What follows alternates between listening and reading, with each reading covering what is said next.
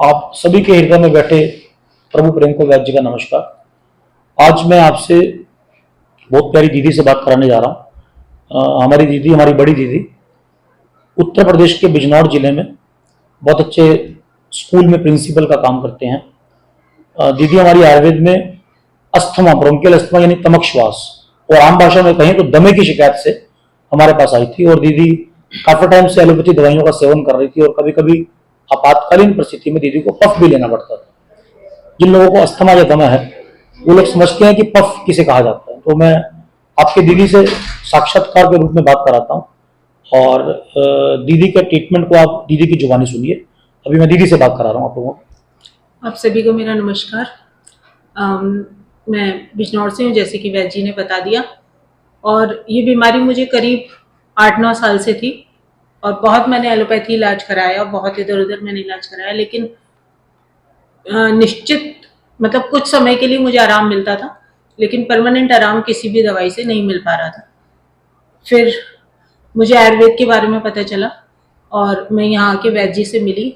अभी पिछले 3 महीने में ही मैंने वैद्य जी से आके मिली और उपचार शुरू किया और मुझे कहना चाहिए कि 99% आराम है। उसमें बस जो आयुर्वेद की सब चीज़ें हैं जो वैद्य जी के द्वारा मुझे बताई गई, गर्म पानी का सेवन और समय से खाना खाना, ये सब चीज़ों को मैंने अपनी लाइफ में फॉलो किया और आयुर्वेद का जो मुझे उसकी जो उपचार से बहुत ज़्यादा फायदा हुआ और आज मैं बहुत ज़्यादा अपने आप को अच्छा और स्वस्थ महसूस कर रही हूँ। अच्छा, मैं कुछ बातें प्रश्नों के रूप में दीदी से उत्तर लूंगा और आप तक पहुंचाने का प्रयास करूंगा जो दीदी अपने जीवन में कर रही हैं और उनको करने के बाद किसी भी दवाई मतलब मेरी आयुर्वेदिक प्रतिभा की भी कोई दवाई नहीं चल रही है। दीदी आप सबको ये बताइए कि आप शाम का खाने के लिए मैंने क्या निर्देश दिए थे आपको कि रात को या शाम को खाना कब नहीं खाना, कब खाना है? जी, वैद्य जी ने मुझसे कहा था कि 7 बजे, शाम को 7 बजे तक मुझे खाना खा लेना है रात का, और अगर 7 से 10 मिनट भी ऊपर होता है तो मुझे नहीं खाना। और मैंने इस चीज को अपने जीवन में अपनाया और उससे भी मुझे बहुत फर्क पड़ा। नंबर दूसरी बात दीदी, मैंने गर्म पानी पीने के लिए आपको किस समय ज्यादा एम्फेसाइज किया, फोर्स किया कि इस टाइम पे आपको गर्म पानी पीना ही है? सुबह 4 से 6 और शाम को 7 बजे से लेके 10 बजे तक मुझे गर्म पानी, अच्छा तेज गर्म पानी सिप करके पीने के लिए कहा गया। अच्छा दीदी, मैंने आपको ये कहा कि किस समय खुश रहना है? सोते समय, हंसते समय, निकलते समय घर से, या मन में कोई विचार, सोने से पहले कैसे विचार लेके सोना, कुछ ऐसी बात बताई थी मैंने? जी बताइए जो याद आपको। वैद्य जी ने बताया था कि सुबह जब मैं उठती हूँ तो अपने आप की सांसों का और अपने ऊपर चिंतन करना है, अपने आप को महसूस करना है और उसके बाद ही बिस्तर से पैर को नीचे रखना है। मैं आपसे ये कहना चाह रहा हूँ कि हम लोग पढ़ाई करके धन कमाने के लिए चिकित्सा करते हैं, क्योंकि वैद्य का भी एक परिवार होता है, समाज होता है, जरूरतें होती हैं, आवश्यकताएं होती हैं। लेकिन मैं आपसे ये भी कहना चाह रहा हूँ कि हमारी चिकित्सा में त्रिविध चिकित्सा उपक्रम है कि जो दवाइयां देना है वो युक्ति विपश्य चिकित्सा है।